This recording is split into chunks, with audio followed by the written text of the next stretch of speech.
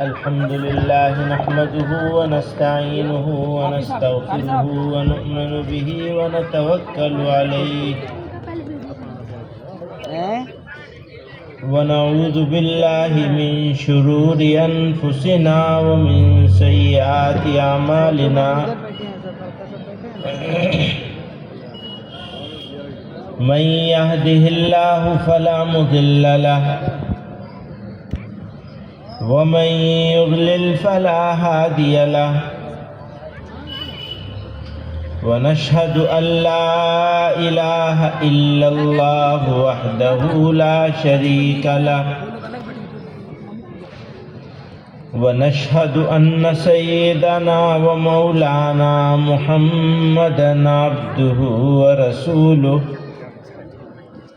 صلى الله تعالى عليه وعلى آله وصحبه وبارك وسلم.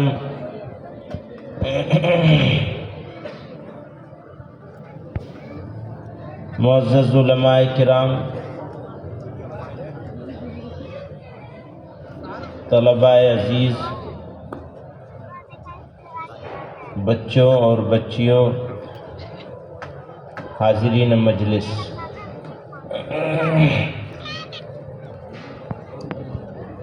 مدرسہ تحفظ القرآن کے اس اجلاس میں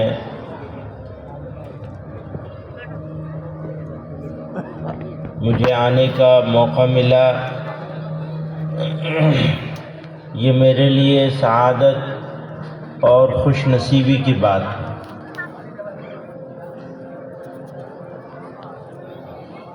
اللہ رب العزت نے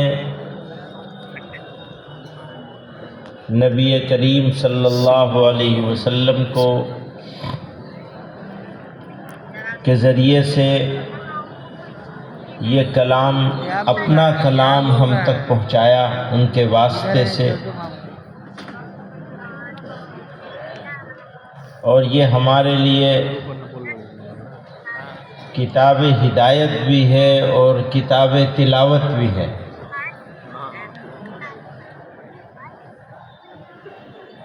اس سے ہم کو رہنمائی بھی ملتی ہے اور اس کی تلاوت سے ہمارے قلوب، ہمارے دل دماغ منور ہوتے ہیں، اور وہ جو اصلی انسان ہے، جو یہ جسم نہیں بلکہ روح ہے، اس کو جلا ملتی ہے۔ انسان مجموعہ ہے دو چیزوں کا،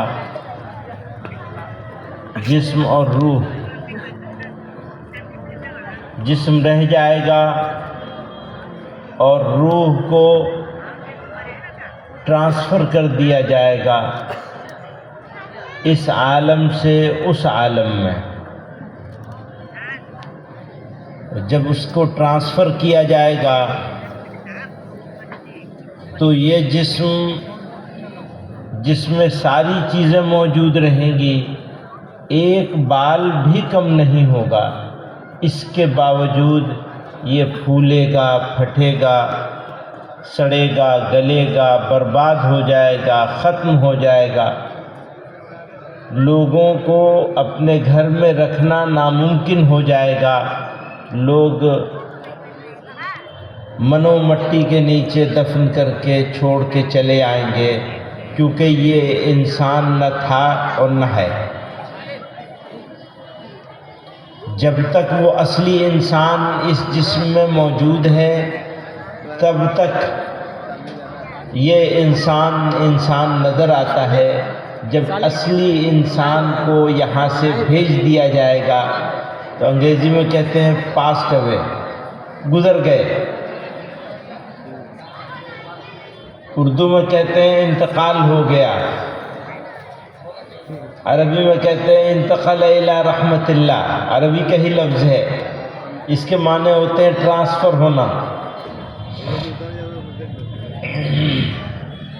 تو کون سی چیز ہے کہ جب انسان کو اس دنیا سے اس دنیا میں بھیجا جائے گا، منتقل کیا جائے گا، ٹرانسفر کیا جائے گا، تو وہاں پر کام آئے گی اس اصلی انسان کے جس کو روح کہتے ہیں۔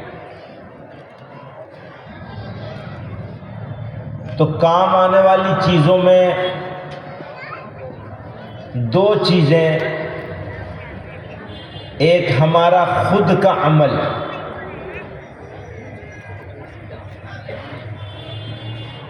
عمل بھی دو طرح کا ہوتا ہے۔ ایک عمل ہم نے کوئی کام کیا اور اچھا کام کیا، وہ ہمارے نیکی میں اس کو شامل کر لیا گیا۔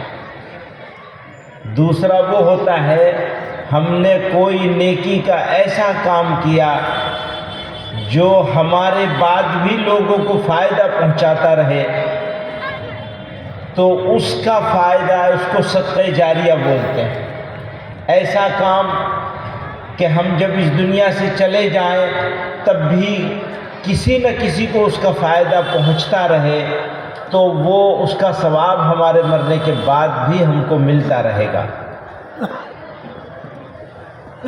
لیکن جب ہم یہاں سے ہماری روح کو نکال کر اس جسم میں سے بھیج دیا جائے گا، تو اب ہم صدقہ نہیں کر سکتے، نماز نہیں پڑھ سکتے، نیکی کا کام نہیں کر سکتے، برائی کا بھی نہیں کر سکتے، سب دروازے بند ہو جاتے ہیں۔ تو یہ ایک چیز ہے کہ یا تو آپ نے نیکی کری ہے یا کوئی ایسی نیکی کری ہے جو مستقل جاری ہے جس کا۔ دوسرے فرمایا او ولد صالح یدعو لہ، یا نیک اولاد جو تمہارے لیے دعا کرے، اس کی دعا، اور آپ نے اس کو نیک بنانے میں جو محنت کی ہے،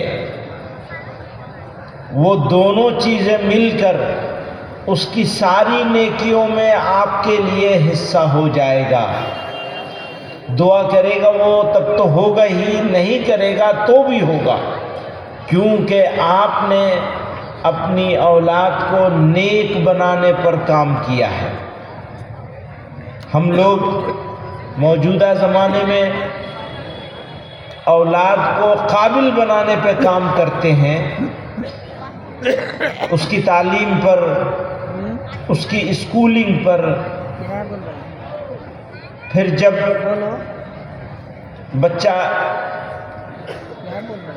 بچے کی عمر پڑھنے سے اوپر چلی گئی تو پھر اس کے لیے گھر، مکان، انتظام، کاروبار، بزنس، والدین سب چیزوں کی فکر کرتے ہیں، اور کرنی بھی چاہیے۔ اس کا حکم بھی دیا گیا ہے کہ اولاد کی اچھے مستقبل اور اچھی زندگی کے لیے والدین کو کوشش کرنی چاہیے، وہ بھی ایک درجے میں صدقہ ہے۔ لیکن جو سب سے ضروری کام ہے اس کی تربیت کا انتظام کرنا، اس کو ایک اچھا انسان بنانے کی کوشش کرنا، اس کے اوپر لوگوں کی توجہ کافی کم ہو گئی۔ نتیجہ یہ ہے کہ دنیا کے کسی حصے میں اور کسی شہر میں، کسی قصبے میں آپ چلے جائیں اور 4 بزرگوں کو لے کے بیٹھ جائیں تو ان کو ہمیشہ یہ شکایت رہتی ہے، چند لوگ خوش نصیب ہوتے ہیں جو یہ کہتے ہیں کہ ہماری اولاد ہمارا دھیان رکھتی ہے، ہماری طرف توجہ دیتی ہے، ورنہ 80% سے زیادہ ہمارے بڑے بزرگ اولاد کے اوپر بوجھ بن گئے۔ جو بزرگ نسلوں کے لیے رحمت تھے، رحمت ہونے چاہیے تھے، ماں ہو، باپ ہو، چچی ہو، پھوپھی ہو، مامی ہو، یہ بڑے خالہ ہو، یہ بڑے بچوں کے لیے رحمت ہونے تھے، وہ بچوں کے لیے زحمت ہو گئے۔ کبھی غور کیا ایسا کیوں ہوا ہے؟ معاشرے میں ذرا گھوم کے دیکھا کہ ایسا ہو کیوں رہا ہے؟ اگر یہ بیماری نہیں ہے تو کیا ہے؟ اور اگر بیماری ہے تو یہ بیماری پیدا کیوں ہوئی ہے؟ کینسر کے بارے میں تو بڑی پریشانی ہے،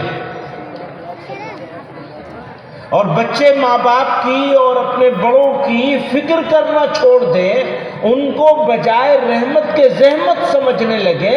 اس کے بارے میں جو مبتلا ہے وہ تو فکر کرتا ہے، پر آج کا جوان فکر کرنے کے لیے تیار نہیں ہے۔ بھائی صاحب 25-30 سال کے بعد آپ بھی بزرگ ہونے والے ہیں۔ آج آپ کے بزرگ آپ کے لیے زحمت ہے، تو میں یہ کہا کرتا ہوں، معاف کریے گا ذرا سخت بات ہے، میں اپنے جوان دوستوں سے کہتا ہوں، جس نے اپنی ماں یا باپ دونوں کو یا دونوں میں سے کسی ایک کو پا لیا اور اس کے ساتھ اف کر دیا، سختی سے بات کرنا، جھڑک دینا الگ بات ہے، اگر صرف اف بھی کر دیا اور معافی نہیں مانگی، معاف نہیں کروایا، تو میرا یہ وعدہ ہے اس جوان کی، اس بیٹے کی موت اس وقت تک نہیں ہوگی جب تک اس کی اولاد اس کو جوتوں سے پیٹ نہیں لے گی۔ یہ وہ گیند ہے، جتنے زور سے، میرے جوان دوستو سن لو، یہ وہ گیند ہے جتنی زور سے آپ اسے دیوار پہ ماریں گے، اس سے دگنے زیادہ زور سے یہ آپ کے پاس واپس آئے گی، یہ رکے گی نہیں وہاں۔ تو یہ بیماری ہے، بیماری کا علاج کیسے ہوگا؟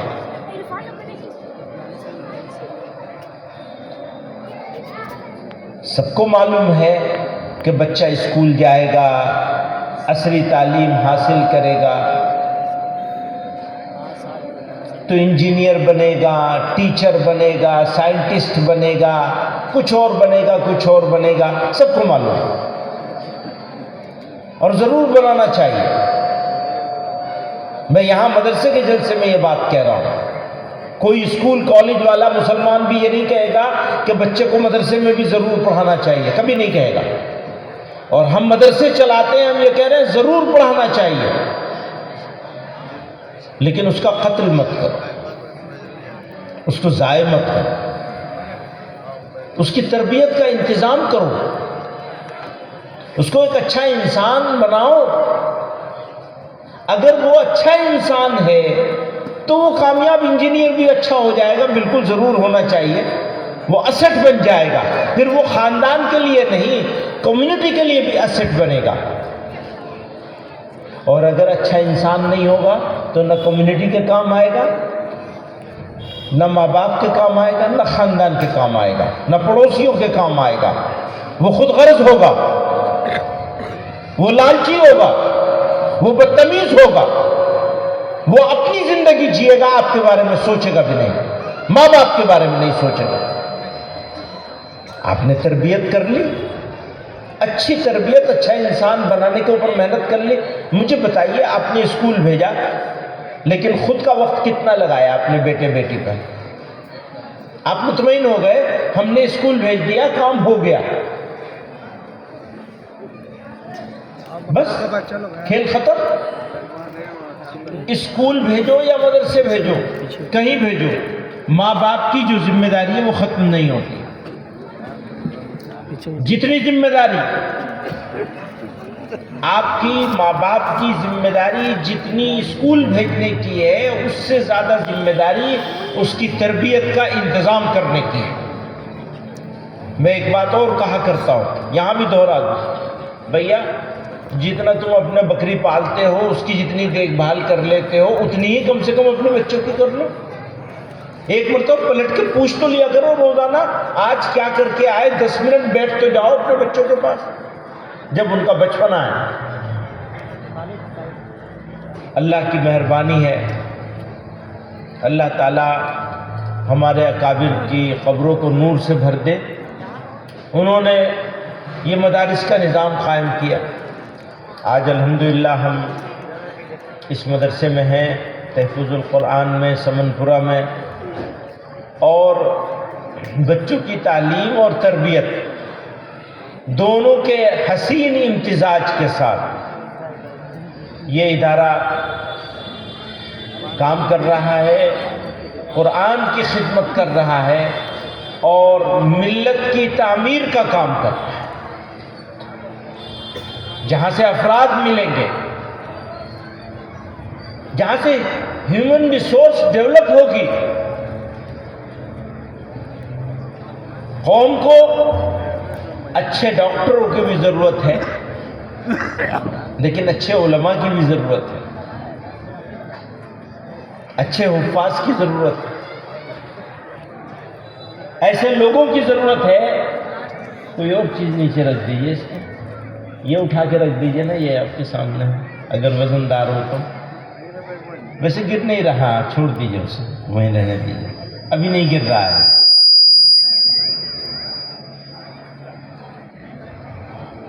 تو ایک بات تو یہ تھی میری کہ بچوں کی تربیت کی فکر کرنا بچپن میں ماں باپ کی ذمہ داری ہے۔ دوسری بات یہ ہے کہ انسان کو کہیں بھی رہے، وہ کہیں بھی پڑھے، کچھ بھی کرے، اس کو اچھا انسان بنانے کی ہم سب لوگوں کی ایک کلیکٹیو ریسپانسبلٹی بھی ہے، ایک اجتماعی ذمہ داری بھی ہے۔ اس اجتماعی ذمہ داری کو ادا کرنے کے لیے یہ مدرسے چلائے جا رہے ہیں، اور ہم بار بار کہتے ہیں، ابھی کل بھی جمعیت علماء نے ریزولوشن پاس کیا ہے کہ بچیوں کے لیے خود مسلمانوں کو اسلامی ماحول میں عصری تعلیم دینے کے ادارے قائم کرنے چاہیے بیٹیوں کے لیے۔ ان پہ محنت ہونی چاہیے کہ تعلیم اور تربیت دونوں چلیں، بچوں کے لیے بھی کریں، خود کے بنائیں اور اس پہ سرمایہ لگائیں۔ اس سے بہترین انویسٹمنٹ کچھ نہیں ہو سکتا، جس کا ریٹرن دنیا میں بھی ملے گا اور آخرت میں بھی ملے گا انشاءاللہ۔ دنیا میں اس طرح ملے گا، اگر آپ نے کامیاب کر لیا تو سرپلس ہوگا ضرور، کامیاب اسکول جو ہے ان میں سرپلس ملتا ہے، حالانکہ اس سرپلس کے لیے نہیں کرنا چاہیے، بچوں کی تربیت کے لیے کرنا چاہیے، بونس میں ملے گا سرپلس، یہاں بھی ملے گا وہاں بھی ملے گا۔ اگر آپ نیک بنانے پہ کام کریں گے، صحیح تربیت پہ کام کریں گے، تو آپ لوگوں کو اکٹھے ہو کر کے، مجھے معلوم ہے کہ پٹنہ میں بہت سے اچھے ادارے چل رہے ہیں، اور بھی ضرورت ہے، ضرورت کم نہیں ہوئی ہے، بڑھ گئی ہے اب ضرورت، جن حالات سے ہم گزر رہے ہیں ان میں اور ضرورت بڑھ گئی ہے اپنے تعلیمی ادارے قائم کرنے کی۔ مدرسہ بھی قائم کیا جائے، مدرسوں کو اور مضبوط کیا جائے، اسکول بھی بنائے جائے۔ یہ تیسری بات تھی۔ ایک بات اور میری سمجھ میں آتی ہے یہاں آپ حضرات کے بیچ میں، کہ بچے اور بچیاں عمر کو پہنچ جائیں اور ان کی شادی کا وقت آئے تو سوسائٹی کو بحیثیت امت کے یہ عزم کرنا چاہیے کہ شادیوں کو سادگی سے کریں گے، اور لڑکوں کو اور لڑکے والوں کو یہ طے کرنا چاہیے، نہ جہیز لیں گے نہ تلک لیں گے، اس کا بائیکاٹ کریں گے۔ اور اگر کسی جگہ جہیز اور تلک لیا جا رہا ہوگا اور کسی جگہ دکھاوا اور نمائش ہو رہی ہوگی، ہم اس شادی میں شریک نہیں ہوں گے، بائیکاٹ کریں گے۔ یہ میں بات جو عرض کر رہا ہوں یہ میری انفرادی رائے نہیں ہے، یہ میری قوم کی اجتماعی ذمہ داری ہے۔ اگر ہم نے ایک قاعدہ کلیہ ہے، ایک بالکل سیٹ نیچر کا قانون ہے کہ انفرادی غلطی کی سزا فرد کو ملتی ہے، اور اللہ تعالیٰ کے حق میں اگر فرد نے غلطی کری ہے تو اس کی رحمت سے ہم کو امید ہے کہ اللہ تعالیٰ انفرادی غلطی کو معاف کر دے، کسی نہ کسی نیکی کے بدلے میں معاف کر دے۔ لیکن یاد رکھیے گا، اس کو نوٹ کر لیجئے، اجتماعی جرائم کی سزا پوری قوم کو ملتی ہے۔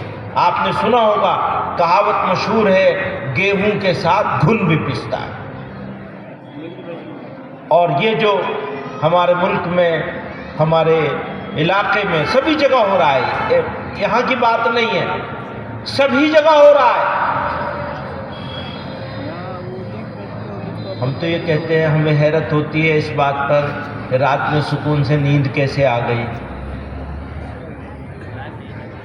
میں تو یہ کہتا ہوں کہ ہمیں حیرت ہوتی ہے کہ رات میں نیند کیسے آ جاتی ہے سکون سے، اور قوم جو ہے وہ اپنے اجتماعی معاملات کو، اس وقت تو ختم ہو گیا، 7 بجے، پونے 7 بجے، ہاں، اس بات کو، ایک بات اور، 2 باتیں ہیں، جلدی جلدی کہہ دوں، تفصیل میں نہ جاؤں۔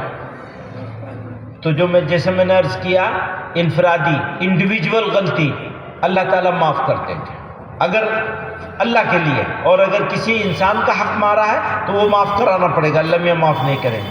اور اجتماعی غلطی کو، اور یہ جو شادیاں جس طرح ہو رہی ہیں نا، ہماری تقریبات، یہ انفرادی غلطی نہیں ہے، یہ اجتماعی غلطی ہے۔ ہم لوگ نکاح پڑھانے چلے جاتے ہیں تو ہم بھی مجرم، کسی بڑے آدمی کے کہنے سے، کسی دوست کے کہنے سے اس کے ولیمہ کھانے چلے جاتے ہیں، اجتماعی مجرم۔ اور جو لوگ کرتے ہیں وہ تو ہیں ہی، ماشاءاللہ سبحان اللہ، وہ ڈائریکٹ ہے۔ ہمیں سوچنا چاہیے، اگر ہمارے اندر سے ہم بدلاؤ نہیں لائیں گے تو باہر سے کیسے بدلاؤ لے آئیں گے؟ انٹرنل ویکنس، اندرونی کمزوری کے ساتھ بیرونی کمزوری کو، خارجی کمزوری کو کیسے دور کریں گے؟ ایکسٹرنل کمزوری کو کیسے دور کریں گے اگر ہم انٹرنلی کمزور رہیں گے؟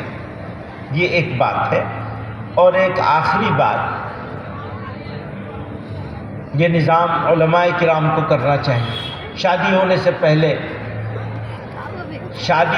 پہلے بچے اور بچی دونوں کی تربیت کا انتظام کرنا چاہیے۔ مدارس والے کریں، علماء کریں، جمعیت علماء کریں، امارت شریعہ کریں، یا سب مل کے کریں، پر کرنا چاہیے۔ بیٹی کے کیا حقوق، بیوی کے کیا حقوق ہیں، یہ شوہر کو معلوم ہونا چاہیے، اور شوہر کے کیا فرائض ہیں یہ بھی شوہر کو معلوم ہونا چاہیے۔ شوہر کے کیا حقوق ہیں بیوی کو معلوم ہونا چاہیے، اور بیوی کے کیا فرائض ہیں یہ بیوی کو معلوم ہونا چاہیے۔ شادی سے پہلے اس کے ٹریننگ کا نظام ہونا چاہیے۔ اور جس کی میں یہ عرض کرتا ہوں، پتہ نہیں یہ خواب کب پورا ہوگا، میرا خواب تو یہ ہے کہ جس کے پاس سرٹیفکیٹ نہیں ہو اس کا نکاح نہیں ہوگا۔ پہلے جاؤ، ٹریننگ لو، سرٹیفکیٹ لا کے دکھاؤ، تب نکاح ہوگا۔ 2 دن کی بھی اگر ٹریننگ ہو جائے گی تو بہت سارے رشتے جو نفسیاتی کمزوریوں کی وجہ سے، مرد عورت کے مزاج کو نہ پہچاننے کی وجہ سے خراب ہوتے ہیں، وہ خراب ہونے سے بچ جائیں گے۔ میں یقین کے ساتھ کہتا ہوں 70% سے زیادہ رشتے جو خراب ہوتے ہیں صرف اس وجہ سے کہ شوہر بیوی کو نہیں پہچان پاتا، بیوی شوہر کو نہیں پہچان پاتی، اور وہ جھگڑا بڑھتا چلا جاتا ہے۔ اگر ایک دوسرے کو پہچاننے لگے، ایک دوسرے کا ریسپیکٹ کرنے لگے، عزت کرنے لگے، کام آدھے سے زیادہ کام حل ہو جائے گا۔ تو یہ تیسرا مشورہ تھا میرا، اور میں مبارکباد دیتا ہوں ان بچوں بچیوں کو، ان کے اساتذہ کو بھی اور ان کے والدین کو بھی، جنہوں نے حفظ قرآن کرانے کی نیت کری اور اس مدرسے میں رکھا، اور الحمدللہ آج یہ بچے حافظ ہو گئے ہیں ماشاءاللہ۔ کتنے بچے ہوئے ہیں؟ ماشاءاللہ 135 کی دستار بندی ہونی ہے۔ جب میرا حفظ ہوا تھا تو میں ایک مدرسے میں پڑھتا تھا امروہہ میں، یہ ہو گیا کہ بھئی اس کا ختم تو دیوبند میں ہوگا، یہاں نہیں ہوگا، تو سب کو دستار ملی، مجھے دستار نہیں ملی، اور دیوبند میں جہاں ختم ہوا وہاں دستار کا کوئی انتظام نہیں تھا، تو آج تک دستار نہیں ملی ہے۔ تو ماشاءاللہ ان بچوں کو دستار ملے گی۔ یوں کہتے ہیں جب قرآن پورا ہوتا ہے، مان لیجیے میں نے قرآن پڑھا، آپ نے پڑھا، ان بچوں نے پڑھا، جب قرآن مکمل ہوتا ہے تو اللہ تعالیٰ سے جو دعا کری جاتی ہے وہ دعا قبول ہوتی ہے۔ ہمیں خود کو بھی حافظ ہو گئے، بہت اچھی بات ہے، رمضان کا انتظار نہیں کرنا چاہیے، رمضان کے بغیر بھی قرآن پڑھنا چاہیے، یہ تو حافظوں کے لیے ہے۔ اور جو حافظ نہیں ہیں انہیں بھی تھوڑا تھوڑا، چاہے آدھا ہی پارہ پڑھیں، چاہے ایک پاؤ پڑھیں، معمول بنا لیں سب لوگ۔ ہم سب لوگ آج یہ عزم کریں کہ ہاں چاہے ہم ایک پاؤ پڑھیں گے، لیکن روزانہ ایک متعین وقت کر لیں، اور حتی الامکان کوشش کریں کہ اس وقت میں قرآن کریم کی تلاوت ضرور کریں۔ اچھا ہے کہ ایک پارہ پڑھا جائے۔ جو حافظ نہیں ہے، حافظوں کو تو 3 پڑھنا چاہیے، ہے نا مولوی صاحب؟ 3 پڑھنا چاہیے۔ ہمارے آج کل میرے جیسے حافظ تو ایک بھی نہیں پڑھتے، تو رمضانی حافظ ہیں، رمضان میں تو پڑھنا پڑتا ہے، اور جو لوگ رمضان میں تراویح پڑھانا چھوڑ دیں ان کا رمضان میں بھی پڑھنا مشکل ہو جاتا ہے۔ تو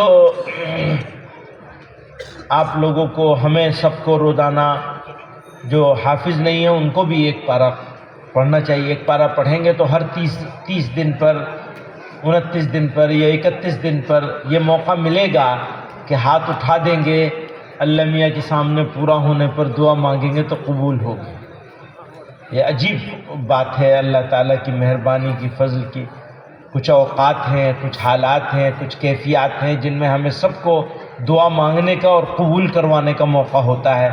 تو اللہ تعالیٰ ان بچوں کو اچھا کامیاب حافظ بنائے، اور اللہ تعالیٰ نے اپنی مہربانی سے حافظ قرآن تو بنا دیا، اللہ تعالیٰ اپنے خاص فضل سے، مہربانی سے عامل قرآن بھی بنا دے۔ وآخر دعوانا ان الحمدللہ رب العالمین۔ جزاک اللہ، شکریہ۔